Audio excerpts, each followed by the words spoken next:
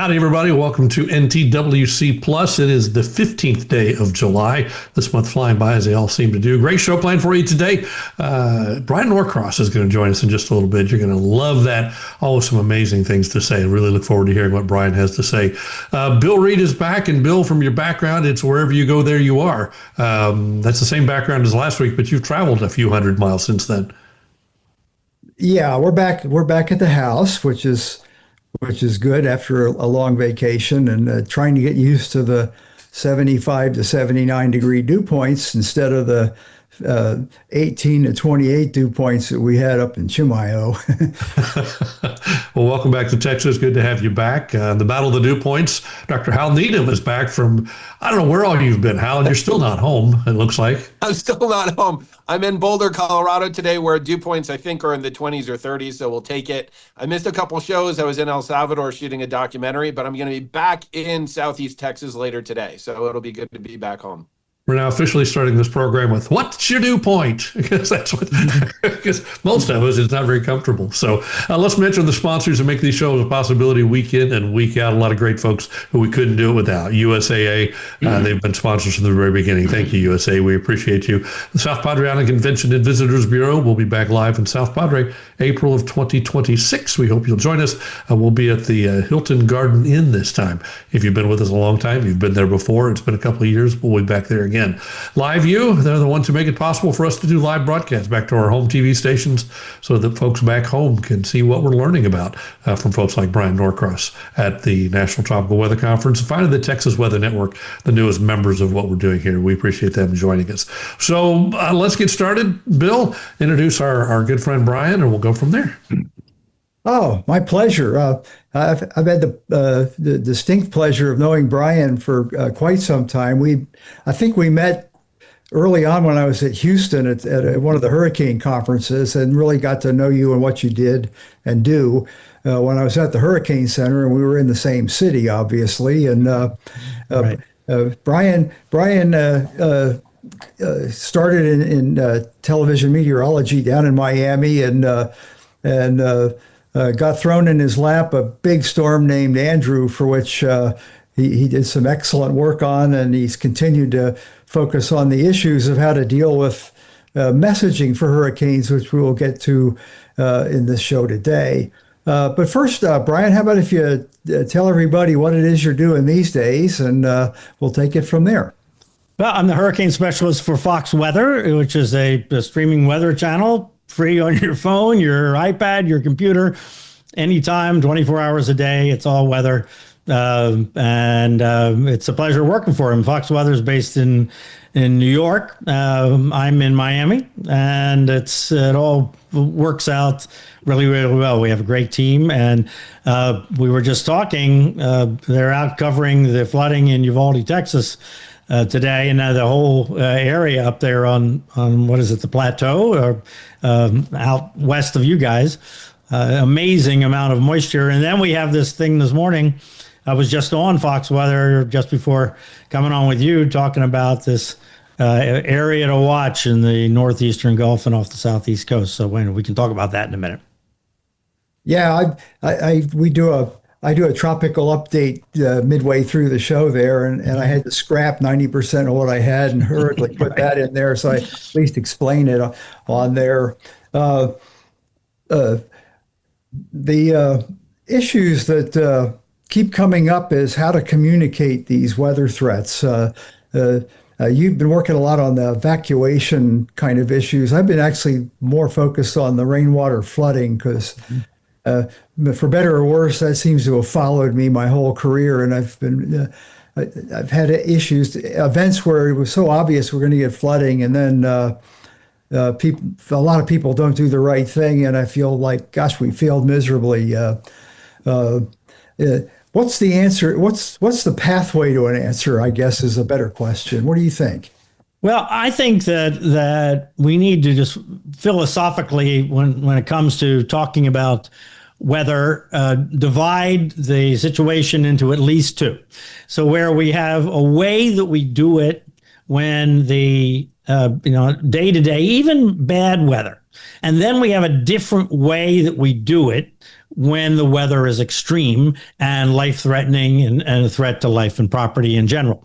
So the reason for that is, and we do that to some degree, obviously, we name storms as a way of saying, no, this is something beyond normal. It gets a little confusing because we name very sloppy storms that are, are on the edge. But in any case, we do that, we in a way.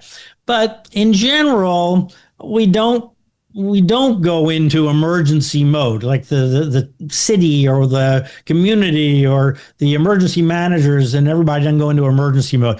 I encourage the National Weather Service, when they go to 12 on, 12 off shifts, for example, when a hurricane is coming, to put that up and say we're in red mode now or something, to indicate that things are different. So just as a general statement, I think that we need to have those two very different ways of communicating and paradigms for communicating, that people look for the other paradigm when things are extreme.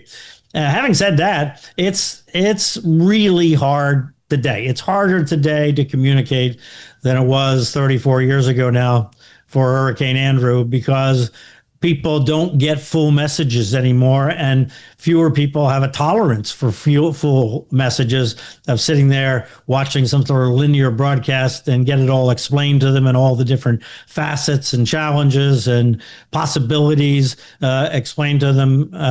That's just hard, and fewer people consume information that way. They look for a little bit here and a little bit there, and so forth. So the ways that it used to work, here in Miami, we had a very well-established system after Andrew, so through the 90s, where the mayor of Miami-Dade County was a guy named Alex Pinellas back then, would, as soon as there was a potential threat to the community, he would be on TV. News conferences saying, we're aware of the threat, we're watching it, here's our timeline, we'll start thinking about if this continues, we might have to 4 days from now start talking about evacuations. And he would lead people mentally through it, and it was great. It was really, really well done. The lessons of Andrew really were learned. Now, people have come and gone, politicians have come and gone, emergency managers have come and gone, times have changed, social media has come along, and everything else that has kind of disrupted that flow, and they don't do it that way or do it as well here anymore. And I don't know anywhere that they do it well, and we can point to examples where they've done it really poorly, and people have suffered as a result of it. Sandy, Ian, so poorly handled from an community emergency communication standpoint. I was talking yesterday about the big snowstorm in 2013 in Atlanta. Just, again, it was not handled as an emergency on the front end, and people suffered because of that. Yeah. Since I've retired, I basically am only really privy to full-time coverage of what's going on here in the Houston area. And I actually think the major TV stations that all have staff of meteorologists have followed what you said. They actually, if it's a minor, like a flood, for example, a minor flood threat where it's mostly going to be people flooding their cars and not drowning, but the car getting damaged, they handle it as part of the standard staffing and production at regular intervals, plus the online. Flip to a major flood event where you could lose a lot of lives if people don't do the right things. They'll actually announce we're going in the wall-to-wall, not wall-to-wall, but all hands on deck approach to coverage of this event. And we'll have frequent updates through the day and come on full-time should the flooding threat materialize. Yeah, in Houston, I mean, you guys have had a lot of experience lately with extreme events, and that's helped that. But the problem is that people don't watch television like they used to. Many people can't even get television anymore. The young people I know don't know Channel 4 from Channel 2, from Channel 11. They can't tell you that. What are the main networks? The main network, of course, is Netflix and YouTube. I mean, YouTube is the number one network, actually. Netflix is number two. So, that's when you start talking to a whole generation, a big generation of people up to maybe in their early 30s. That's their thinking about how TV works. So it's just the challenges are increasing actually for reaching the community, even in a community like Houston, where, as you say, the media has learned a lot of lessons, and politicians come and go, but some have been very good in Houston. Some are maybe less understanding of the communications processes, but Houston, things have matured some since the disasters of late.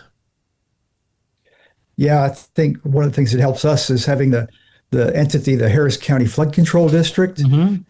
What its primary job is to handle flood issues, but they have staff meteorologists now, Right.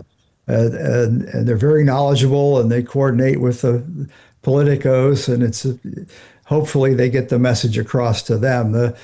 Well, Jeff became a star in Harvey. It was, it was a whole new paradigm. He was fantastic. But even since then, times have changed so much in terms of, sometimes I look at national TV ratings, even when there's something big going on. And boy, if you can get more than 5% of the audience at any one time, that's a lot. When we used to get 25 or 30% for one station. Okay, so that from what you found, then the old paradigm we use, that people come to the trusted sources on their major TV stations in a big event may not be holding up anymore. Well, it's tapering off because many people don't watch TV, don't know how to get TV. The local channels don't mean anything. The networks don't mean anything. I mean, why would you watch? Why do I watch local TV? I watch it for sports, right? And news when there's something of note. But I get local TV. I'll never not get local TV. But young people, they just don't. It doesn't work that way. That's not where the information comes from. The internet goes out, they don't get information. Yeah, and I had someone, and it fits in the young category. We were watching something on TV, and the comment was, "There's nothing they're saying that I haven't already read hours ago on my feed on my phone." Right. Well, there's another thing too, and it really depends on the city. It really varies. For instance, in New Orleans, the old paradigm really still works because it's a community of people that are invested in the community. If you're in a place like Miami or Los Angeles or even New York, and increasingly Houston, with all the people moving in, they're not invested in the community in the same way. They haven't grown up with those local TV stations and many of the people that have been around a long time. So it's a very different kind of audience and makeup of the people that just don't have a history with the roots of the community like in established cities like New Orleans, like Minneapolis, some other cities that have a real still a real sense of community, very, very strong sense of community. Yeah, that brings up a good point about just the mobility of the population of the U.S. is such that there's a lot of churn or turnover in the coastal residents in these big cities. I think it's probably been right about the time of Harvey. There was so that was like 9 years after Ike, and there was over 1 million people living in the Houston evacuation zone areas that weren't there when Ike happened. Yeah. But and I'm sure it's continued that way on now. So now we're 19 years since Ike. So the last time we had a issue with evacuation is long gone. And I think I think the emergency management community and how they handle their elected officials is well prepared to do their part of the job. That's that extra last mile of how do you get it through the denial phase, if you will, in people's minds about the need to evacuate when they haven't been through one of them before. Yeah, and I mean that's what the protocol is. I was just having a conversation yesterday with a research group, kind of talking about this, and I've been promoting for years. And I did this after Sandy. I testified before the New York City Commission about what went wrong in Sandy, and then the same exact thing happened in Ian, and I wrote about that. Is that the local officials did not identify the threat and say, hey, everybody, there's a threat. Let's all pay attention now because this is something different. We are under threat. Not forecasting the storm to come there, but there's a threat. And so everybody pay attention. And we're going to be here tomorrow morning to tell you what the latest is on the threat and what our timeline is for dealing with this threat. And we're going to work with the Hurricane Center, work with the National Weather Service. And so you have to lead people to the point that they understand why they would have to evacuate. An evacuation order, nobody pays attention to the government. Nobody believes in we have a whole huge trust issue in our society now anyway, but you can lead them to the understanding. I'm not talking about the weather weenie people that, watch everything and understand every bulletin and all that. I'm talking about the average person that only really deals with this stuff when they have to. That's what's missing is we don't have a system like that. We don't have a system that people understand the structure of the system. Like in Japan, they have this. In Britain, they have this, where people know exactly what to do when there's a threat and how it's going to work and what information they can expect and when they can expect it. And it's much more ad hoc here in this country, and it doesn't serve us well. Wow. I'm going to toss it over to Tim for the halftime remark. And when we come back, I'm going to let Hal take over the conversation because I bet he's got a million good questions living down on Galveston Island. There's so many things to talk about today, guys. This is amazing. Let's take that mid-show break and thank our sponsors who make the program a reality week in and week out. We thank all of them: USAA, the South Padre Island Convention and Visitors Bureau, LiveView, and the Texas Weather Network. We've been doing these programs for years now, thanks to them. And USAA has been involved as the SPI CVB all the way back to the first National Tribal Weather. I was just cleaning out some files today, and I found NTWC 2013 and some of the hotel quotes and shuttle quotes from the very first time we did it. I can say one thing: it was a lot cheaper to do a conference in 2013 than it is in 2026. But all those organizations, especially USAA and South Padre Island, have been a part of it from the very beginning. We appreciate that. Bill, give us a tropical update very quickly, and then you can jump in with some questions. Fantastic. Let me share my screen here. And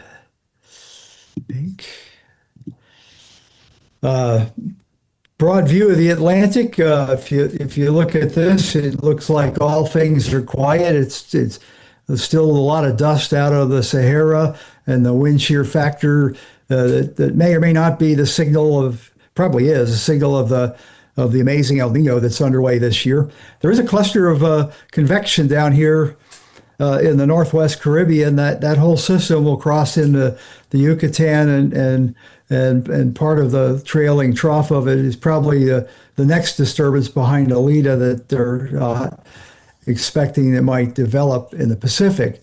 So I was going to just say there's nothing going on in the Atlantic, but the Hurricane Center went and there's been a lot of chatter about models showing some kind of weak development in the northeast Gulf or off the East Coast as shown here. That's a 20%.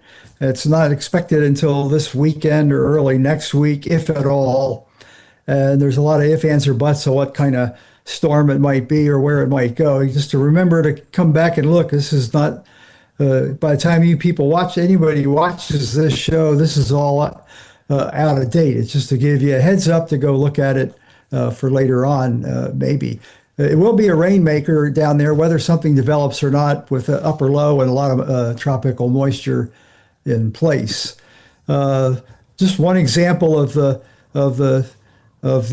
ensembles. This is the FNV3 version from DeepMind at Google, and it's only a few of its members forecast anything to develop. Most of them take it up the East Coast. If I to show you how crazy you can be if you try to follow this stuff. You go to their other model that's available online and step forward to the time frame. It forms at the same location, but this AI model from Google takes it west. If you've got better insight than that on that, I'd love to hear from you. Out in the Pacific, we've got Alita. Come on, satellite, run. It'll try to run. Maybe it won't. I don't know. Anyway, Tropical Storm Alita is out here in the Eastern Pacific. There we go. It got considerably better organized overnight. It was a loosely organized convection this time yesterday. Now it's a nice circular deep convection, very high, very cold tops on there. And the forecast, whoops, I lost it.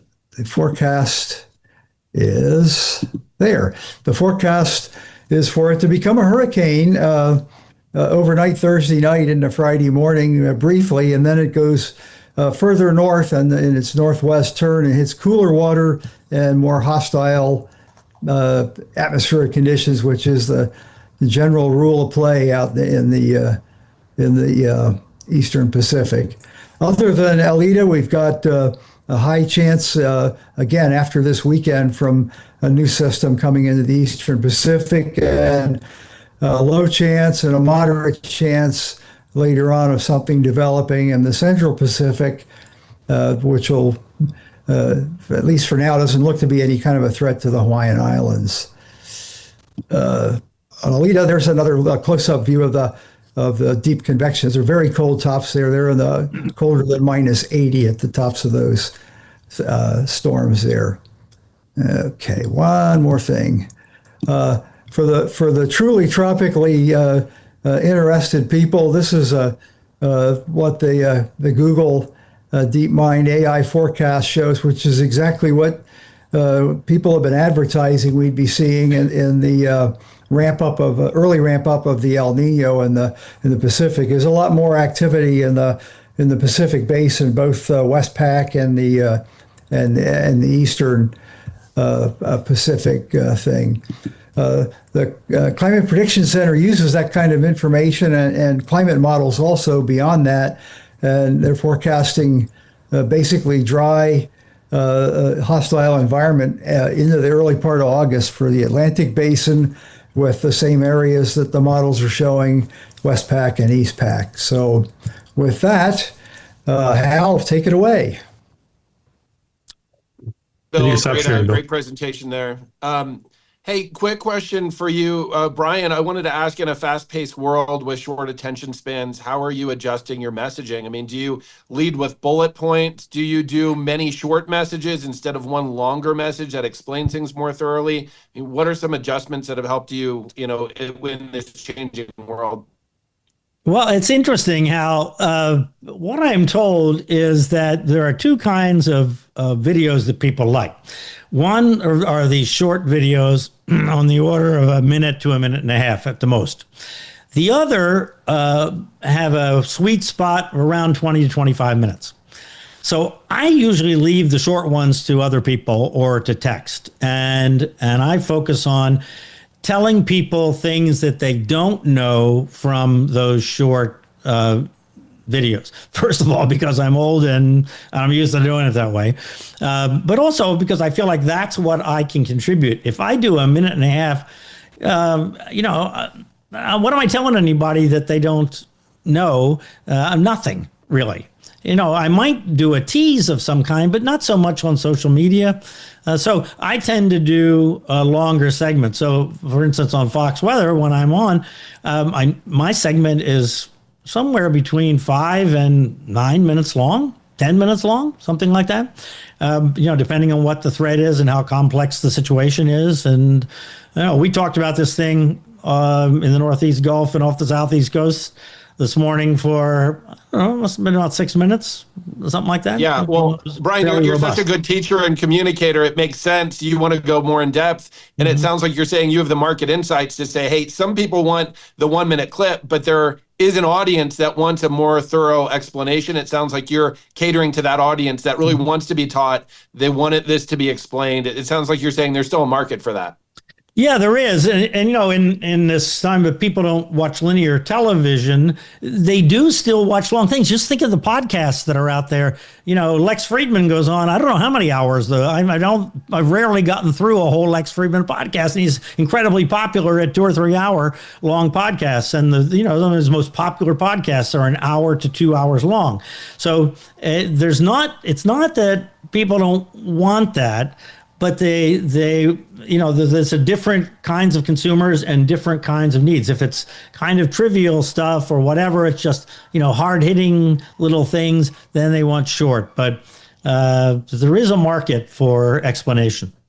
Bryan, I wanted to also ask you, when we look at a midterm, a long-term threat, like what we looked at today, where we see maybe a 20% chance of development, how can we communicate about risk with that without overselling it, without hyping it? But, with explaining this has a low chance of developing, but it's something that people are still concerned about.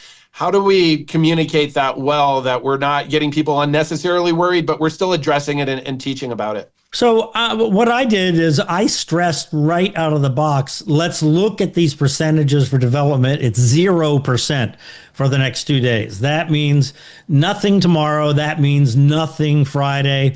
And then we'll start thinking about the possibility of something developing over the weekend. So you don't have to think very hard about this today. And the odds of this becoming something tropical are very low, and that's why we have 20%. The odds of something developing into a significant rainstorm are high, and anybody that is in the zone there that we're going to talk about needs to be aware of the potential for heavy rain and stay in touch with their forecast as we go into next week. So I kind of frame it that way. I'm not afraid to say what not to worry about. I try and say that up front, as a matter of fact, so that it's people can focus their ideas on or thinking on the key points. Well, I like the idea, too, that you lead with in the immediate future, the next day or two, this is nothing to worry about. Sometimes people are just, they're very panicked about these systems, almost too reactionary. It sounds like you're alleviating some of those fears, but then kind of walking them through realistically what this could mean in the midterm, basically. Exactly. Yeah. No, as a fundamental set of rules, I try and always say, here's what we know, here's what we don't know, and here's when we're going to know more. And so we know that this is not a threat, at least I'm making the point, that this is not a threat for the next couple of days. I'm agreeing with the Hurricane Center that there's no threat of tropical development. That doesn't mean there's not a threat of rain. I also pointed out that the way the flow is set up, it's pumping all this tropical moisture into Texas, and then it's spreading across the southeast with a front involved. But generally the idea is I want to separate out the things that we know are going on, and then the things that we don't know about the future and when to pay attention. Well, and what I like about that, you're not only forecasting the weather, but you're helping give people high, low, medium confidence on how much the models agree. You're, I think, over time building a lot of trust with your audience. Yeah, that's the idea is I've found, especially when you get into extreme situations, that kind of being honest with people and saying, okay, here's what we don't know. So don't look for the answers to this question, but here's what we know. For instance, when a storm is 5 days out, when Irma was 8 days out or whatever, one of the things we know is there is a threat to Florida here. I'm not saying it's coming, it's going to be a horrible event in Florida, but I'm saying this is a threat. And when, the minute that Ian formed in the Caribbean, it was a threat to Southwest Florida. You wouldn't have known it from the emergency communications, but it was a threat. So I'm not afraid to say that something is a threat without trying to make a specific weather forecast in a situation that's unforecastable, because it's too far in advance or some other reasons. So to me, that's the right paradigm to talk about the threat at the point that it exists. Yeah, and that concept of talking about a threat, it's making them aware. It's drawing attention. It's saying basically stay tuned over the upcoming days, and we'll know more. Right. Thanks, Bryan. You're such a great communicator with all this. We're constantly learning from you, and really appreciate your insights. I'm going to pass it back to Bill now as we continue with the show. All right, Hal, thanks. Yeah, amazing how fast 30 minutes goes by. But I'll kind of give you my final thought on that, and then pass it back to Tim. I think you and a whole lot of other people that are active in the operational world are doing a great job of distilling what's important and focusing on the important that goes out to people. The challenge is the wide range of knowledge, experience, what have you, in the general public to take that and do the right action on that. And I kind of, my feeble mind thinks that's an avenue that AI might actually become very helpful in, and that could be a whole different topic for a whole nother show. Tim? Yeah, great stuff, Bill and Hal. And Bryan, when there's a storm that's not affecting me locally, I'll start writing something about it for social media or for on air or whatever. And then your post will pop up. And I'll look at it and say, delete what I'm just going to share your post, because the things you say, the things you do are perfect, and I can't improve on that. Why write everything when what you've said is exactly what needs to be said? Somehow you're cutting through the noise, and I think that's important, Bryan. You find a way to get through the noise, and people listen to you, and they believe what you have to say because you do such a good job. So thank you for that. Thank you. Appreciate it. Appreciate it a lot, Tim. The curse of the modern time are models. If we could get weather people to quit talking about models and start talking about the forecast again, that would be a wonderful thing. That's, to me, models cause more confusion than anything else out there if they're not properly utilized in communications. Well, the bane of our existence has been them being made available to everybody. Yes, exactly. And now everybody is a meteorologist. So, exactly. So great job, Bryan. Any final thoughts you want to leave us with today? That's a good one to end on. Is there anything else you want to leave us with? Well, to me, you would send me some of your thoughts and ask me the question of what would I suggest? What do I suggest to a meteorologist to do? And that's it. That's the number one thing is quit saying, oh, the GFS says this and the European says this, and so we're not sure. Like those are the only two possibilities. Models are not forecasts. Models are simulations, and the simulations can be, and they have a whole bunch of approximations in there. We've learned over time that the average of a bunch of models is the best computer forecast that we have.